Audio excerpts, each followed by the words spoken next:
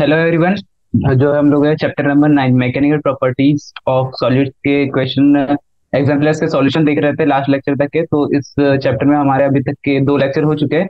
आज हमारा जो है लेक्चर नंबर 3 है, जिसमें हम लोग क्या कर रहे हैं, एग्जाम्पल्स में जो क्वेश्चन है उनके सारे सॉल्यूशन देख रहे हैं और उनमें कौन से कॉन्सेप्ट्स और जो फॉर्मूले यूज हो रहे हैं उसके बारे में जान रहे हैं। ठीक है, तो चलिए स्टार्ट करते हैं मैं पहले इंट्रोडक्शन से। तो hello again, my name is Vaibhav Tiwari, I am from triple I T three city and I am an under graduate student of second year and my branch is computer science. तो चलिए start करते हैं आज का lecture. Lecture number 1 और 2 में क्या किया था हम लोगों ने, जो एमसीक्यू 1 है वो फिनिश कर लिया था। उसके बाद हम लोग एमसीक्यू 2 पे आए थे, तो वो भी हमारा फिनिश हो गया था। फिर उसके बाद वेरी शॉर्ट आंसर किए थे, फिर वो भी हमारे फिनिश हो गए थे। फिर हम लोग ने शॉर्ट आंसर स्टार्ट किया था लास्ट लेक्चर में, वो भी फिनिश हो गया था। और लॉन्ग के हम लोग ने क्वेश्चन नंबर 24 और 25 और 26, ये हम लोगों ने 3 क्वेश्चन फिनिश कर लिए थे। तो आज का हमारा क्या टारगेट रहेगा कि जो लॉन्ग आंसर है इनको फिनिश करना है। तो हम लोग ने जो लास्ट लेक्चर है तब तक ये क्या देखा कि शॉर्ट आंसर तक के तो सारे जो प्रॉब्लम्स है क्वेश्चन नंबर 23 तक के सारे प्रॉब्लम एकदम इजी थे। और सारे क्या एकदम फॉर्मूले बेस्ड थे, कुछ गिने चुने फॉर्मूले थे जो हम बार बार यूज कर रहे थे। जैसे यंग्स मॉड्यूलस का फॉर्मूला था, बल्क मॉड्यूलस का फॉर्मूला था, और फिर जो अपना यंग्स मॉड्यूलस था वो क्या था, अपना स्ट्रेस अपॉन स्ट्रेन। तो ये सब इसके बेसिक फॉर्मूला। स्ट्रेस भी कितने 2-3 प्रकार के थे, टेंजेंशियल, शियर। तो ये सब के आपको फिर फॉर्मूले पता रहना चाहिए, बाकी सारे हिसाब से हो जाएंगे। तो उसके बाद क्या था, हम लोग ने जब लॉन्ग आंसर पे जंप किया था तो ये जो कॉन्सेप्ट तो सेम ही थे कि फॉर्मूले भी सेम ही लग रहे थे, ये जो बेसिक वाले फॉर्मूले। बस यहाँ पे क्या एक एक्स्ट्रा आ रहा था, इंटीग्रेशन। हम लोग को एक्स्ट्रा इंटीग्रेशन करना पड़ा था, किसके लिए? क्योंकि जो अपनी बॉडी थी वो कभी इसके अराउंड घूम रही थी, ऐसे घूम रही थी, तो उसके लिए करना पड़ा था हमको इंटीग्रेशन। जैसे हमने लास्ट क्वेश्चन देखा था, क्वेश्चन नंबर 26, तो इसमें हमने क्या देखा था, इस टाइप की एक रॉड देखी थी। पहले हम लोगों ने क्या किया था, उसको यहाँ से यहाँ तक इंटीग्रेट कर लिया था ताकि इसमें डेल्टा एल आ जाए, मतलब एक्सपांशन। फिर हमने उसको मल्टीप्लाई बाय 2 कर दिया था ताकि हमको पूरा एक्सपांशन मिल जाए। तो यही सब हम लोगों ने लास्ट लेक्चर तक ही किया था। तो चलिए स्टार्ट करते हैं क्वेश्चन नंबर 27। आज का लेक्चर 27 से स्टार्ट करते हैं क्वेश्चन नंबर। तो हेडिंग डाल लेते हैं क्वेश्चन नंबर 27। तो क्वेश्चन नंबर 27 बोल रहा है, an equilateral triangle ABC is formed of two copper rods A B and B C and one aluminium rod. तो देखिए, एक रॉड ऐसी है अपनी, एक रॉड ऐसी है,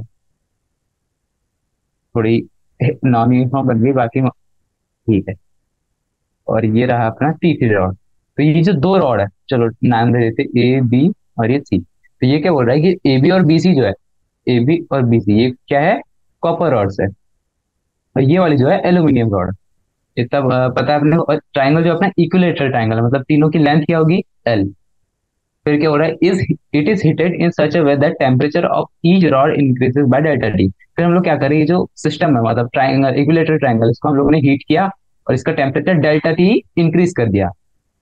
पहले इसका टेम्परेचर कुछ टी था, फिर उसका टेम्परेचर क्या होगा, टी प्लस डेल्टा टी। तो चेंज कितना है अपना, डेल्टा टी का। फिर क्या बोल रहा है, find change in angle ABC. तो बोल रहा है कि हम लोग हीट करेंगे, तो अपने को पता है कि हीट करने में क्या आता है, एक्सपांशन आता है। ठीक है, तो एक्सपांशन होगा, ये वाली रॉड भी लंबी होगी, ये वाली रॉड भी लंबी होगी, और ये वाली रॉड भी लंबी होगी। तो ये बोल रहा है कि जब हम हीट करेंगे तो ये वाला ट्राइंगल कैसे हो जाएगा, कुछ ऐसे नॉन यूनिफॉर्म हो जाएगा, मतलब ऐसे कुछ कुछ हो जाएगा। फिर बोल रहा है कि बाद में जब हीट करने के बाद जो एंगल बनेगा इनके बीच में, वो अपने को पता करना है। तो यहाँ पे कुछ कुछ अपने को गिवन है, coefficient of linear expansion of CU is alpha 1, coefficient of linear expansion of aluminium is alpha 2। तो अपने को लीनियर एक्सपांशन का कोफिशिएंट गिवन है अल्फा 1 और अल्फा 2। ये है एल्यूमिनियम के लिए और ये है कॉपर के लिए। तो अपने को बताइए कि हीटिंग हो रही है यहाँ पे, हीटिंग हो रही है, तो हीटिंग के लिए अपने पास एक ही फॉर्मूला है। और फॉर्मूला क्या है, इधर लिख देते हैं। तो अपने को पता है कि L is equal to, sorry, L new, मतलब जो ओवरऑल एक्सपांड करेगी रॉड उसकी लेंथ हो जाएगी L new is equal to L 1 plus L square delta T.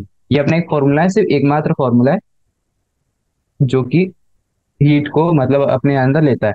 तो ये वाला फॉर्मूला का हम लोग यूज करने वाले हैं। इतनी तो बेसिक अंडरस्टैंडिंग हो ही जानी चाहिए।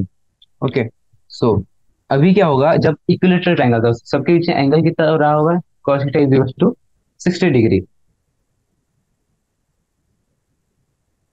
तो अब मान लेते हैं कि जो अपनी ए बी रॉड थी, ये वाली रॉड, ये कितना एक्सपांड करेगी?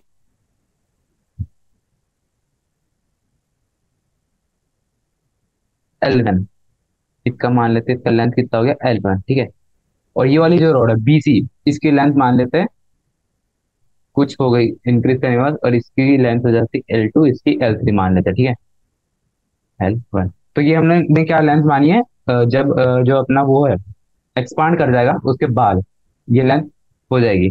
तो अपने को पता है, इसमें एक मैथ्स का एक बेसिक फॉर्मूला यूज होने वाला है, बहुत ही बेसिक है, कि cos theta is equal to, cos theta is equal to L1 square, sorry, L3 square plus L1 square minus of L2 square, ठीक है। अपॉन में आ जाता है 2 L3 L1। तो हम लोग ने क्या किया, ये जो cos थीटा है, ये हम लोग ने कहाँ से लाया? ट्रायंगल की एक प्रॉपर्टी होती है, जो ये जो एंगल है cos थीटा, कौन सा, यहाँ पे हम लोगों ने कौन सी लाइन दी है? L2 के सामने वाला एंगल, मतलब ये वाला एंगल की बात कर रहे हैं अभी हम लोग, ठीक है। तो ये वाला एंगल का cos थीटा क्या होता है? ये होता है, ये आपको पता रहना चाहिए, मैथ्स का बेसिक फॉर्मूला है ये तो इसको जब हम इसको थोड़ा बहुत सॉल्व करते हैं तो क्या आता है? इसको हम लोग 2 L3 L1 cos theta is equal to L3 का स्क्वायर प्लस L1 का स्क्वायर माइनस L2 का स्क्वायर। इतना समझ आता है? अब हम लोग क्या करेंगे, इसको करेंगे डिफरेंशिएट। तो जब हम इसको डिफरेंशिएट करेंगे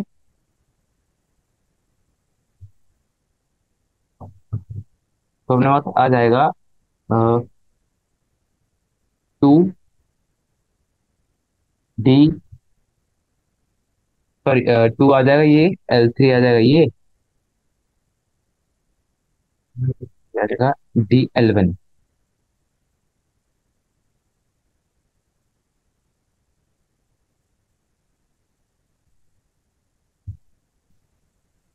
D L1 प्लस L1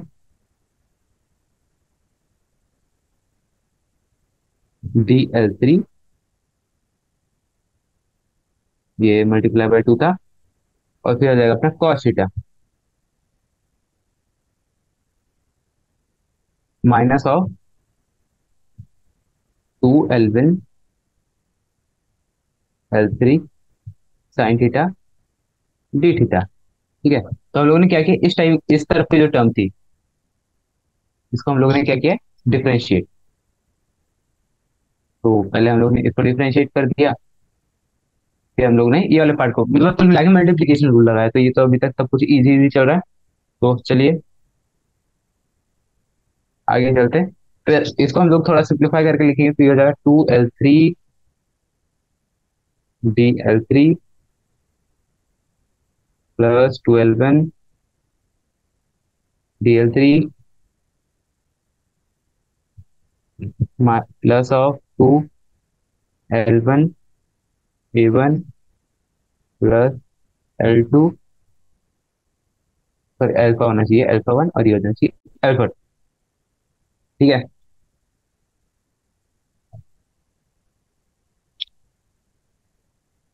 तो नाउ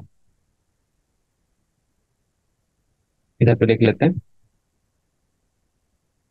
नाउ जो अपना वो हो जाएगा क्या, D L1, वो कितना हो जाएगा?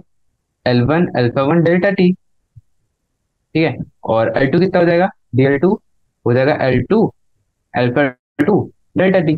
और जो D L3 हो जाएगा वो कितना हो जाएगा? L3 alpha 3 delta T। और अपने को पता है कि जो इक्विलेटरल ट्रायंगल है, तो L1 = L2 = L3 होगा। तो हम लोग को जो ऊपर फॉर्मूला आया था डिफरेंशिएट करने के बाद, तो हम लोग उसमें सारी वैल्यूज पुट करेंगे, तो अपना आ जाएगा यहाँ पे L1 square alpha 1 delta T plus L square, ये तो सब L हो जाएगा क्योंकि सारी लाइन इक्वल है। L square alpha 1 delta T, ये हो जाएगा cos थीटा, ठीक है। हम लोग क्या लिख रहे हैं, कौन सा वाला एक्सप्रेशन? ये वाला, जो हमारा डिफरेंशिएट करने के बाद आया था। तो इसके इक्वल टू में हो जाएगा, प्लस आ जाएगा, plus L square sine theta D theta. अब इसके इक्वल टू में क्या आ जाएगा? L square alpha one delta T plus L square alpha one delta T minus of L square alpha two delta T. तो जब हम इसको फर्दर सिंप्लीफाई करेंगे तो अपने पास एंड में जो रिजल्ट आने वाला है वो आएगा sine theta D theta two alpha one delta T one minus cos theta minus of alpha two delta T. ये अपना एक रिलेशन आ गया, ठीक है। अब अपने को पता है कि जो इक्विलेटरल ट्रायंगल होता है उसमें साइन थीटा कितना होता है, सॉरी थीटा कितना होता है, 60 डिग्री। तो इसमें भी 60 डिग्री पुट करते हैं, तो 60 डिग्री पुट करने पे आएगा अपना साइन थीटा कितना हो जाएगा, √3/2। हो जाएगा √3/2 d theta plus sorry equals to 2 alpha 1 delta T into 1/2। ये हो गया कॉस थीटा की वैल्यू, फिर माइनस अल्फा 2 डेल्टा टी। हाँ, तो यहाँ तक क्या अभी सब कुछ सिंपल चलता है। तो इस इक्वल्स टू हम लोग यहाँ से क्या अल्फा मतलब डेल्टा टी कॉमन निकाल सकते हैं। यहाँ से डेल्टा टी कॉमन आ जाएगा और ये 2 से 2 कैंसिल भी हो जाएगा। डेल्टा टी आ जाएगा अल्फा 1 प्लस अल्फा 2। इस साइड क्या आ जाएगा, √3/2 डी थीटा। ठीक है, तो अब जो डी थीटा आ जाएगा वो कितना आ जाएगा, 2 alpha 1 minus alpha 2 delta T upon √3। तो ये जो अपना रिलेशन है ये क्या हो रहा है, जब हम डेल्टा टी टेम्परेचर इंक्रीज करेंगे तो उसमें इतना एंगल का चेंज आएगा। ठीक है, तो ये अपना जो क्वेश्चन नंबर 27 है ये सॉल्व होता है कि कितना जो एंगल चेंज होगा वो, तो ये डी थीटा आपका। ओके, तो अब चलते हैं नेक्स्ट वाले क्वेश्चन पे, क्वेश्चन नंबर 27। ओके, तो ये हमारा क्वेश्चन नंबर सॉरी ये क्वेश्चन नंबर 27 सॉल्व किया। अब चलते हैं अपने क्वेश्चन नंबर 28 पर।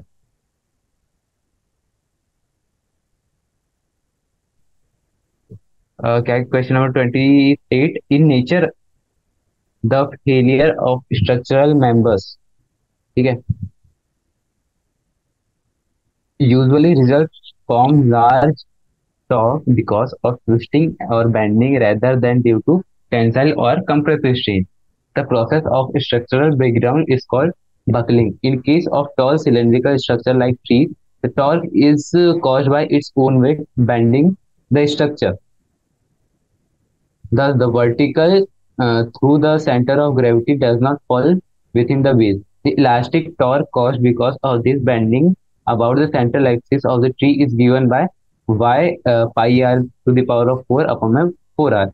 Y is Young's modulus, r is radius of the trunk, r is the radius of the curvature of the bent surface along the height of the tree containing the center of gravity, the neutral surface. Estimate the critical height of a tree for the given radius of the trunk.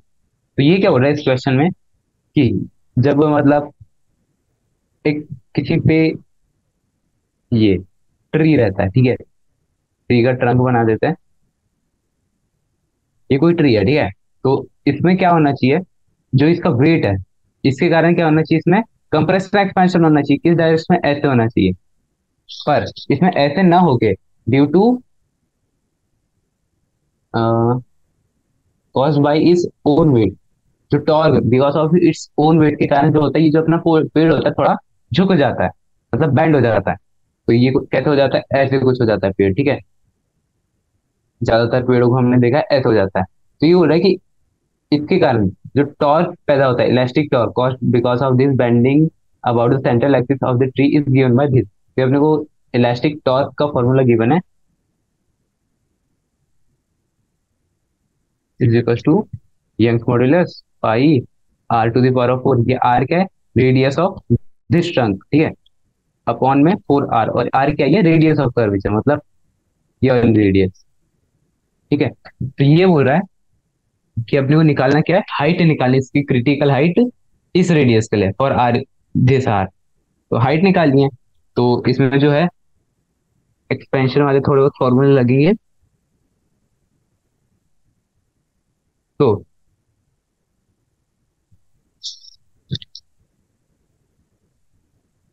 एक बार इसका जो diagram है वो ठीक से बना लेते हैं। तो मान लीजिए हमारा पेड़ है और ये ऐसे बैंड कर लिया है, तो ये जो हाइट है इसकी h/2 हो जाएगी और ये पूरी h हो जाएगी। ये हम लोग ने हाफ हाइट तक के कंसीडर किया है। ये हो गया h/2। तो यहाँ से हम लोग क्या करते हैं, एक ट्राइंगल कंस्ट्रक्ट करते हैं, ऐसे, ऐसे और ऐसे। तो ओके, तो अभी तक सब कुछ ठीक है, तो इस ट्राइंगल को हम लोग नाम देते हैं ए बी। और ये जो हो जाएगा इसका आर हो जाएगा, रेडियस ऑफ कर्वेचर। अभी अभी हम लोग ने बात की थी कि जिस पर कैपिटल आर है वो रेडियस ऑफ कर्वेचर है। और इसका जो ट्रंक है, ये वाला अपना ट्रंक, इसका रेडियस कितना है, आर। और ये जो ट्राइंगल है, इसका हाइपोटेनस तो आर हो गया, तो इसका बेस और इसके बेस में कुछ डिस्टेंस होगा, तो वो डिस्टेंस हम लोग मान लेते हैं डी। और इसकी हाइट कितनी हो जाएगी, जितनी इसकी हाइट है, मतलब h/2। तो ये हमारी सारी चीजें आ गई। चलिए अभी आप सॉल्व करने का ट्राई करते हैं इस क्वेश्चन को। तो अपने को पता चल रहा है कि hypotenuse is equal to R square is equal to h/2 का होल स्क्वायर, क्योंकि वो हाइट है। और जो अपना बेस था वो कितना है, एक बार डायग्राम देखते हैं। इसका जो बेस है वो हो जाएगा ये अपना, ये वाला पोर्शन प्लस ये वाला portion R plus this portion, मतलब आर माइनस डी का होल स्क्वायर। मतलब ये डिस्टेंस हो जाएगा ना ये वाला, क्योंकि ये रेडियस है तो यहाँ से यहाँ तक भी रेडियस ही होगा। तो ये आर माइनस डी, ये हो जाएगा इसका बेस। ये हो जाएगा प्लस आर माइनस डी का होल स्क्वायर। जो इसको थोड़ा एक्सपेंड करेंगे तो ये आ जाएगा अपना R square plus D square minus of 2rd plus H square by 4 is equal to R square.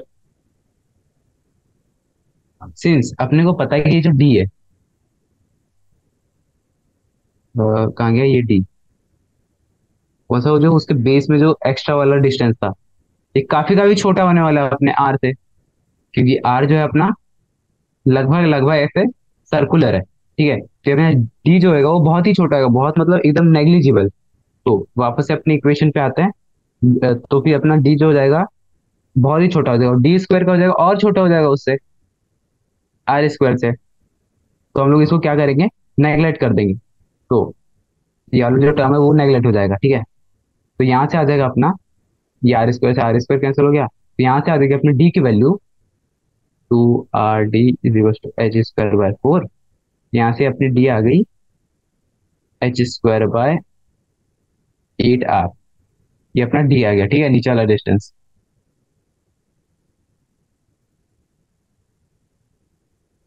चलो अब क्या कंसीडर करेंगे, इसका मास। तो मास के लिए हम लोग क्या करते हैं, इसका वेट बाय वॉल्यूम कंसीडर कर लेते हैं।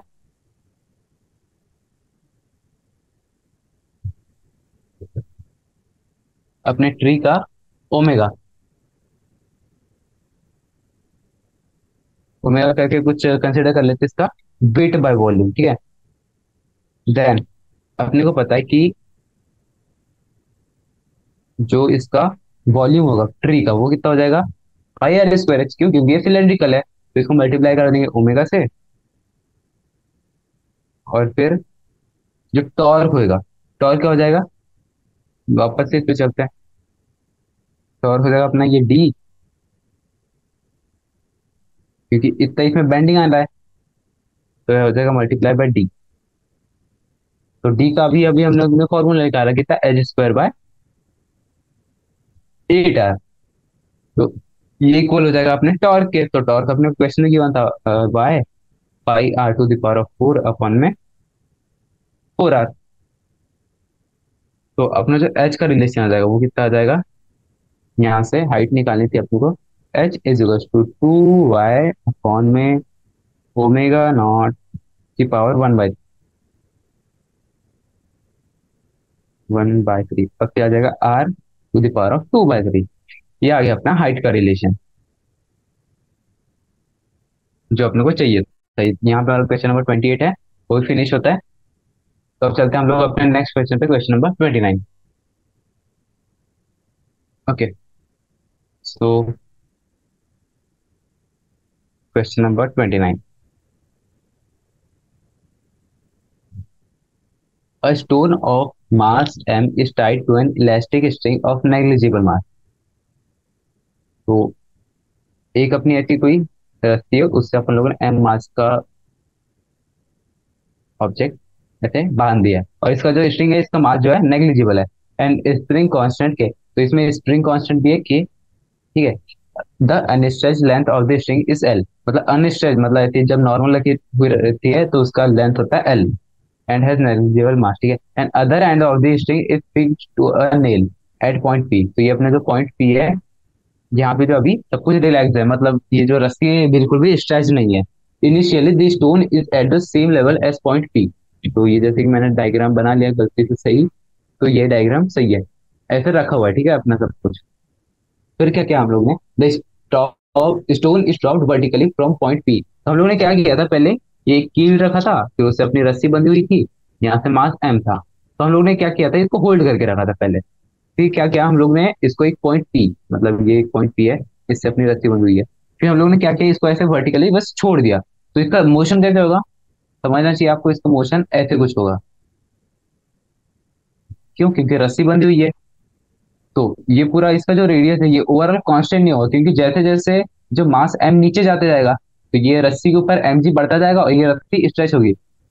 इसका जो पाथ होगा ऐसे ना होके कुछ ऐसे होगा, क्योंकि जैसे जैसे वो नीचे आता जाएगा तो उसका एम जी वाला कंपोनेंट जो नीचे लगेगा वो इंक्रीज करता जाएगा, और जैसे जैसे वो इंक्रीज करता जाएगा तो अपने रस्सी में स्ट्रेचिंग भी ज्यादा होगी, तो उसका पाथ कुछ ऐसे होगा, ठीक है। इतनी अपने को क्वेश्चन से बेसिक अंडरस्टैंडिंग तो अभी तक मिल ही गई है। अब आगे चलते हैं ए पार्ट पे। Find the distance y from the top when the mass comes to rest for an instant for the first time.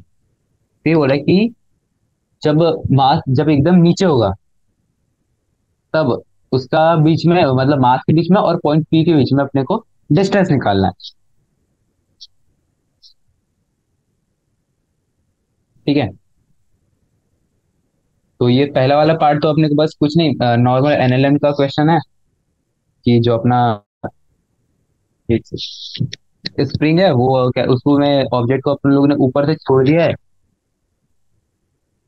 और जो है उस बीच में डिस्टेंस पता करना है, तो काफी इजी होगा ये वाला फर्स्ट पार्ट। तो एक बार डायग्राम फिर से बना लेते हैं जिसमें हम लोग सारे पॉइंट्स को नाम दे देंगे। तो न्यू पेज,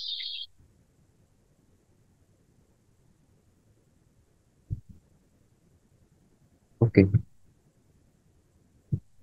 ओके। तो ये हमारा पॉइंट पी है, जहां से हमने रस्सी बंधी हुई है। ये जो रस्सी होगी ये ऐसी होगी, ठीक है।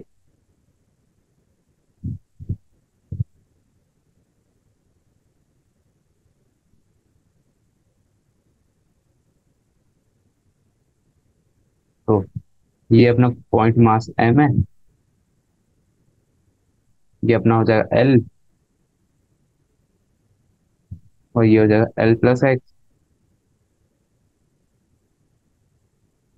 तो ये टोटल हो जाएगा अपना वाई, तो ये हो जाएगा अपना वाई माइनस एल। ये अभी मैं आपको बता रहा हूँ मैं क्या क्या लिख रहा हूँ। ओके।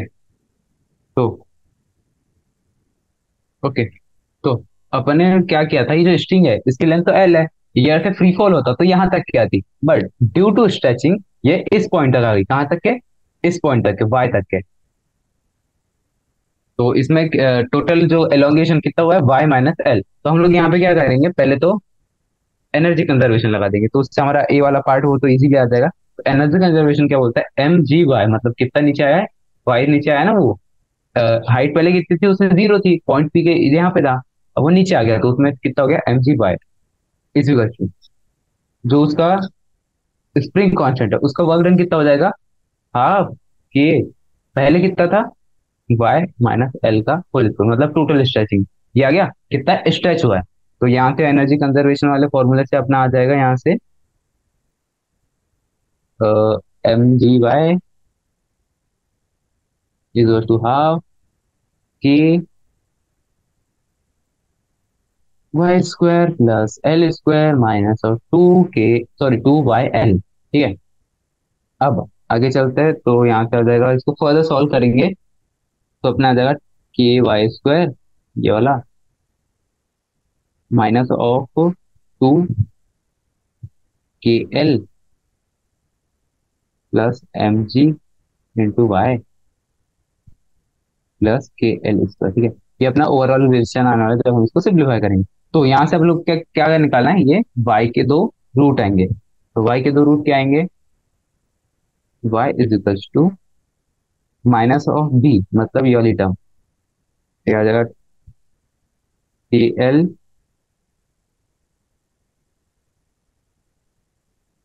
Plus mg।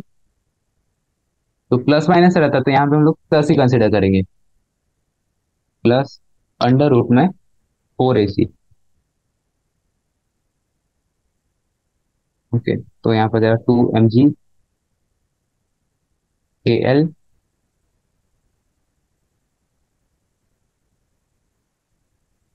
और फिर आगे चले तो प्लस m²g² बाई के। ये आ गया अपना y। y मतलब क्या था, ये टोटल डिस्टेंस इसके बीच का, बॉल सॉरी मास और पॉइंट P के बीच का। तो ये अपना y आ गया। बस हम लोगों ने कुछ नहीं किया, एनर्जी कंजर्व किया। अब बी वाला पार्ट पढ़ते हैं। What is the maximum velocity attend by the stone in this drop. तो अपने को पता है कि मैक्सिमम वेलोसिटी कब अटेन करेगा, जब वो ऑब्जेक्ट यहाँ पर होगा तो उसकी वेलोसिटी इस डायरेक्शन में मैक्सिमम होगी। तो चलिए फिर से लगाते हैं यहाँ पे।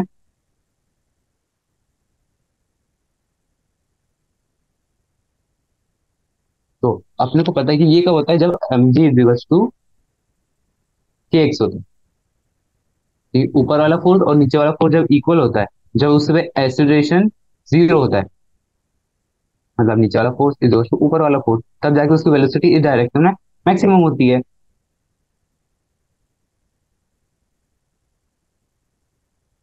और जो अपना एक्स है वो क्या है, extension from the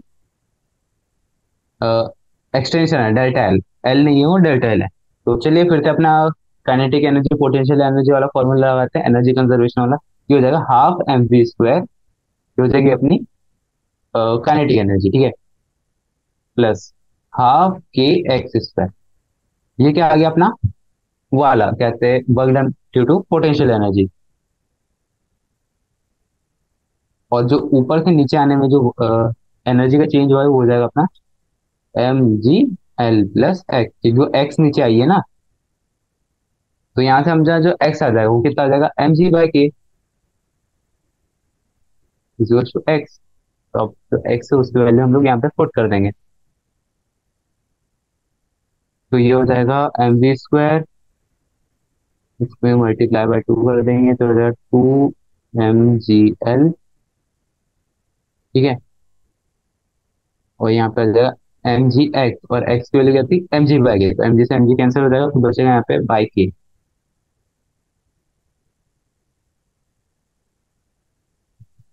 2m²g² upon के माइनस ऑफ m²g² अपॉन के। तो यहाँ से अपने पास जो वेलोसिटी आएगी वो आएगी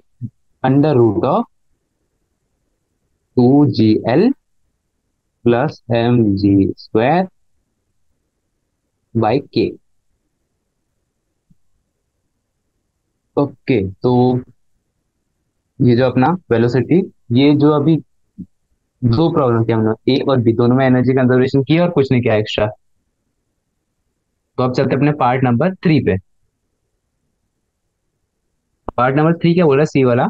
what shall be the nature of the motion after this stone has reach its lowest point. तो अब हम लोग ने शुरू में देखा था कि अपना पॉइंट पी से अपना ऑब्जेक्ट यहाँ था, तो इसका जो मोशन होना था ऐसे की जगह कुछ ऐसे हो रहा था, ठीक है।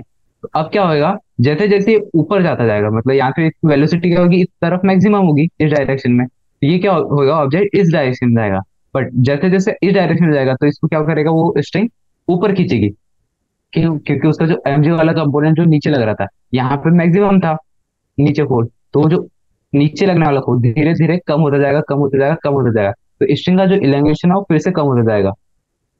तो अपना जो पाथ होगा वो कुछ ऐसे हो जाएगा वापस से। तो ये हम लोग ने उसका पूरा पाथ ड्रॉ कर दिया। ये हो जाएगा उसका original path. Due to stretching, और जब स्ट्रेचिंग नहीं होती तो उसका पाथ कुछ ऐसे होता। ओके, तो ये हम लोगों ने निकाल लिया थेरेटिकली, सॉरी ऐसा मतलब सोच के। तो अब हम लोग को क्या करना है, इसका वो निकालना है, पाथ प्रूफ करना है। ओके, तो चलिए, mass X acceleration is equal to net force on the stone. ठीक है, मास इंटू एक्सेलरेशन क्या होता है, net force on the stone. तो अपने को पता है कि जो नीचे फोर्स लगने वाला है स्टोन के ऊपर, वो क्या होने वाला है, मतलब स्टोन के ऊपर ओवरऑल फोर्स कितना लगने वाला है हमेशा, एक फोर्स लगेगा mg, तो एक लगेगा स्ट्रेचिंग के कारण on the lowest point, k is to y minus L, इतनी स्ट्रेचिंग थी ना उसमें। और जो अपना ये आ जाएगा मास इंटू एक्सेलरेशन कितना हो जाएगा, मास तो m हो जाएगा और एक्सेलरेशन क्या लिख देंगे आप लोग, d two Y by D T square. Y का टू टाइम्स से डिफरेंशिएट करेंगे तो अपना एक्सेलरेशन आ जाता है। ओके, अब चलते हैं आगे। तो ये यहाँ पे क्या होएगा, mg जो है अपना वेट हो जाएगा, और ये जो अपना रिस्टोरिंग फोर्स हो गया। तो इसको फर्दर सॉल्व करेंगे तो आ जाएगा अपना डी टू वाई अपॉन में d T square plus K by M Y minus L minus G is equal to zero. तो अब क्या करेंगे, सॉरी, ओके, तो अब क्या करेंगे हम लोग, इसको K by M Y minus L को तो जैसे का वैसे रखेंगे, माइनस जी भी वैसे ही रहेगा। इसको क्या ले लेंगे हम लोग, एक नया वेरिएबल ले लेंगे जिसका नाम क्या होगा, Z is equal to Z. ये हम लोग ने ऐसे कंसिडर करके रखा है अभी,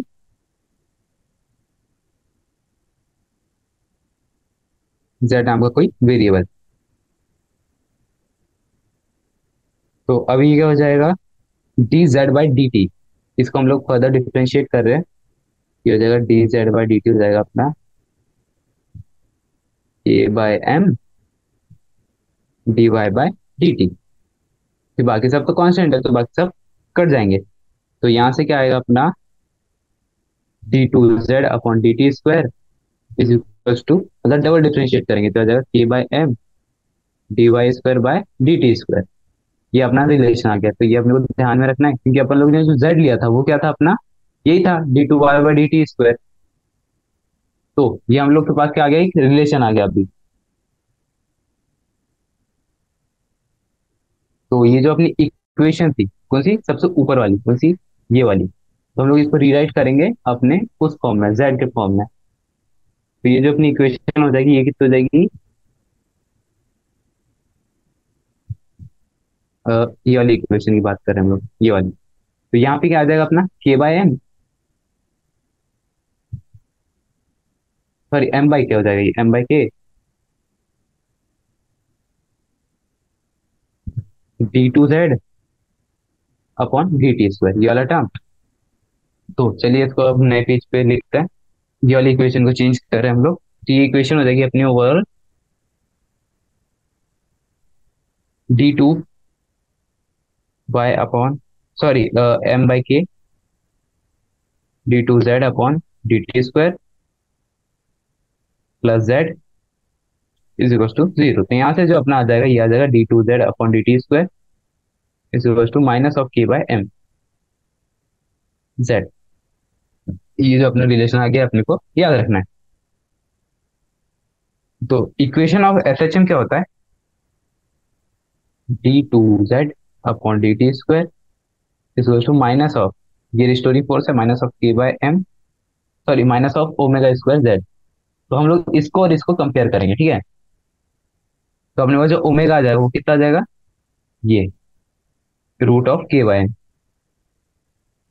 तो ये हम लोग को डायरेक्ट पता भी होता है पर हम लोग ने यहाँ पे डिराइव कर लिया, omega is equal to under root of K by M. तो एंगुलर फ्रीक्वेंसी जो है अपनी ओमेगा वो कितनी हो गई, के बाय एम। तो अब क्या करेंगे, अपनी मीन पोजीशन पे क्या करेंगे, मीन पोजीशन पे क्या होता है, K by M Y not minus L, मतलब ये सबसे डीप पॉइंट की बात कर रहा है, minus G is equal to zero, सबसे नीचे वाले पॉइंट की बात कर रहा है।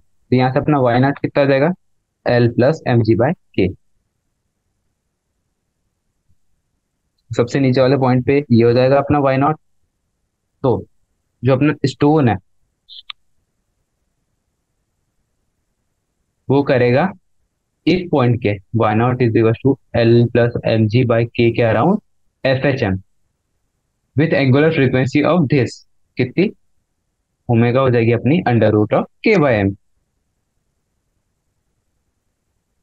तो ये अपने को समझ आ गया कि जो अपना पहला ऑब्जेक्ट था वो कुछ ऐसे घूम रहा था, अब वो ऐसे घूमेगा, पर एफ एच एम तो अब भी होगा with angular frequency of this, and उसका वाई नॉट कितना हो जाएगा जितना, L plus M G by के।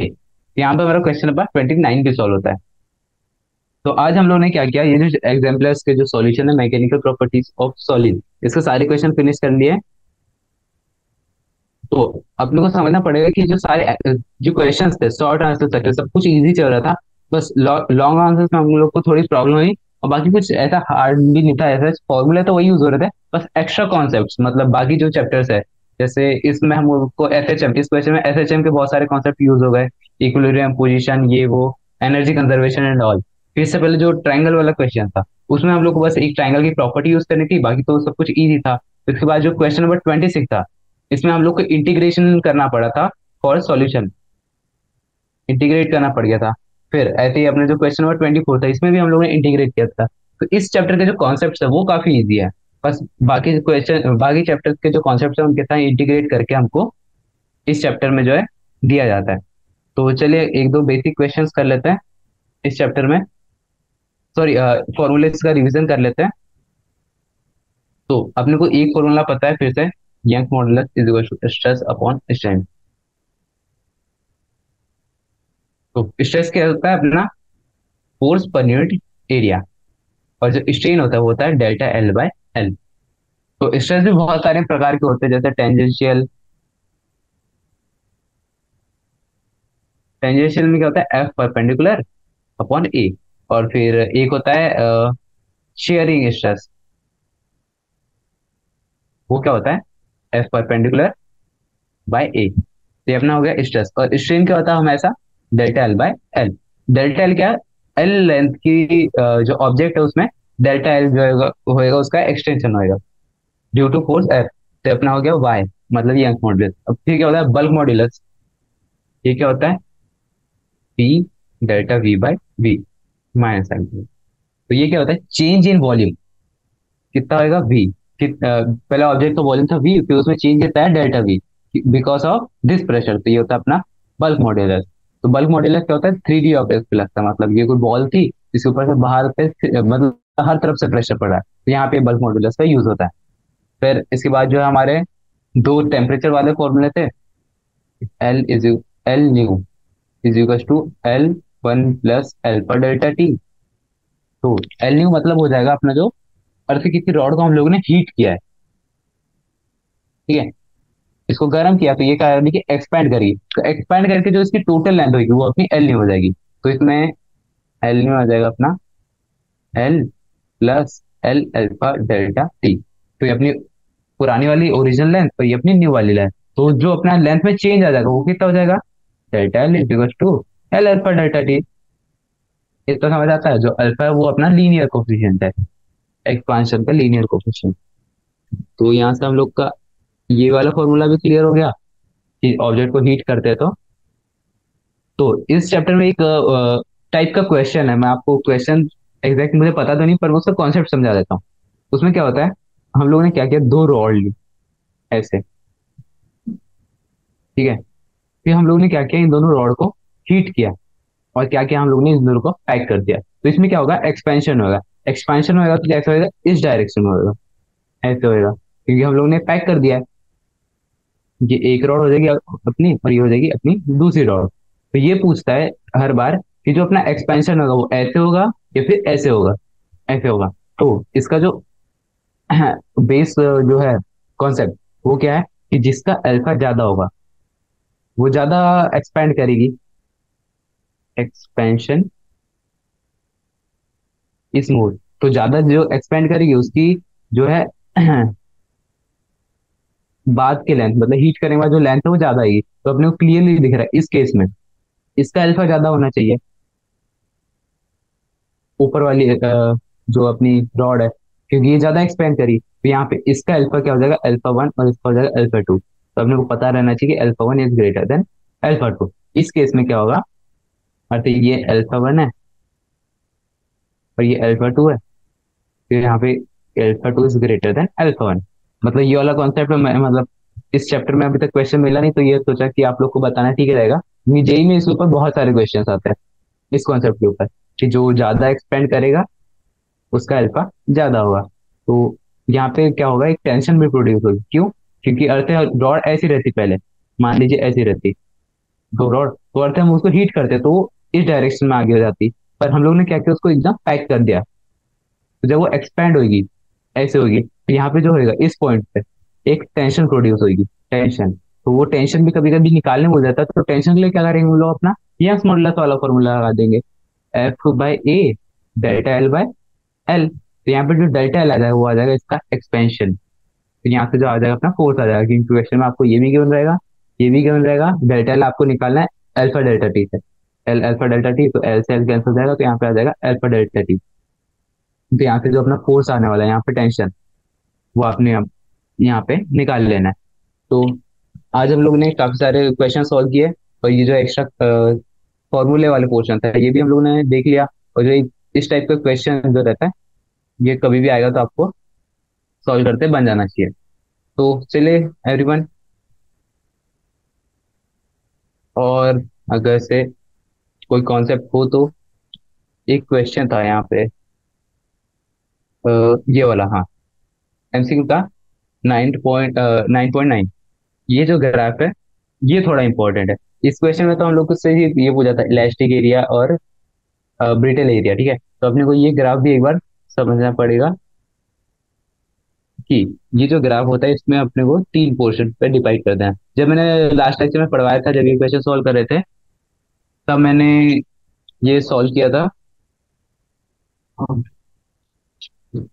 ओके, तो इसके जो होते हैं तीन रीजन होते हैं, वन, इसके जो होते हैं तीन रीजन होते हैं इस ग्राफ के, एक ये वाला रीजन, एक ये वाला रीजन, और एक ये वाला रीजन।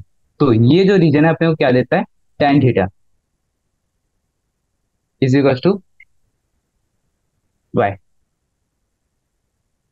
ठीक है। और ये वाला जो एरिया है वो अपने को क्या देता है, ब्रिटलनेस का। और ये जो अपना क्या है, इलास्टिक एरिया। इलास्टिक एरिया मतलब ये जितना ज्यादा रहेगा तो अपना ऑब्जेक्ट उतना ज्यादा इलास्टिक रहेगा। फिर उसके बाद जो है ये वाला ब्रिटलनेस का बता रहा है, मतलब ये जितना कम रहेगा एरिया उतना अपना जो ऑब्जेक्ट है वो उतना ज्यादा ब्रिटल रहेगा। और फिर ये जो अपना थीटा है, ये जैसे जैसे इंक्रीज करेगा तो टेन थीटा इंक्रीज करेगा, और टेन थीटा इंक्रीज करेगा तो अपनी यंग मॉडुलस भी इंक्रीज करेगा। तो यहाँ पे जो अपने सारे कॉन्सेप्ट कॉन्सेप्ट इस चैप्टर के फिनिश होते हैं। तो यहाँ पे हम लोग अपना जो आज का लेक्चर है वो स्टॉप करते हैं। हम लोग ने काफी सारे क्वेश्चंस कर लिए इस चैप्टर के। बाकी आप लोग इस चैप्टर के जो क्वेश्चंस है वो प्रैक्टिस करते जाइए। बस सिंपली फॉर्मूला बेस्ड ही आते हैं जनरली, कभी कभी होता है मतलब बहुत ही कम की इंटीग्रेशन और ये बाकी सब क्वेश्चंस है वो लगाएंगे। तो आप चाहे तो एससीवी जो है, एससी वर्मा बुक, वो सॉल्व कर सकते हो। बहुत ही अच्छी रेफरेंस बुक है फॉर जेई, क्योंकि सारे जेई वाले उसी को सॉल्व करते हैं। तो आज का लेक्चर यहीं फिनिश करते हैं। Thank you everyone for joining us.